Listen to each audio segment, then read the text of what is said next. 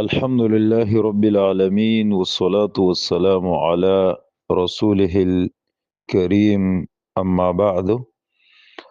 محترم رور پوښتنه کړې ده چې دا یو خبره من اورو چې رسول الله صلی الله علیه وسلم د پیاز باره کې وایي چې د غرمې ټیم کې پیاز خوري دا طاقتور دی خو د ماښامې پیاز مه خوري. نو آیا دا خبره صحیح ده او که غلطه ده؟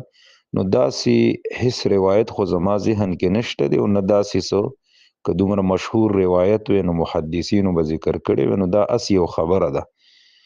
البته د پیاز خوړل که د شپې خوري او که د ورځې خوري د دې هر وخت خوړل ستا دپاره حلال دي، جایز دي. صرف په صحیح حدیث کې دومره منع راغلی ده چې رسول الله صلی الله علیه وسلم فرمای من اکل سوما او بصلا فلیعتزلنا ولیعتزل مسجدنا. دا د صحیح مسلم حدیث ته 564 نمبر حدیث ته. څوک چې پیاز یا اوږه وخوري نو بیا د مسجد نه لرې ګرځي تر څو چې د خولې دا بوی نه ختم شوی، ځکه د پیاز د وجې نه د انسان د خولې نه بدبویي ځي، د اوږې د وجې نه ځي.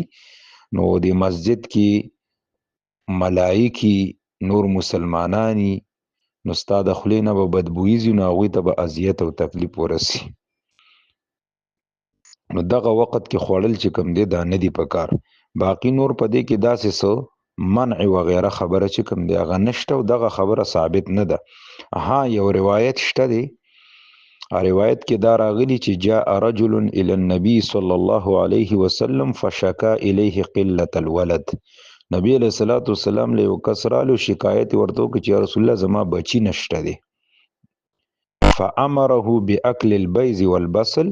نبی علیہ الصلوۃ والسلام ورته وی چې ته انډي او پیاز خوره نو طالب الله اولاد درکې.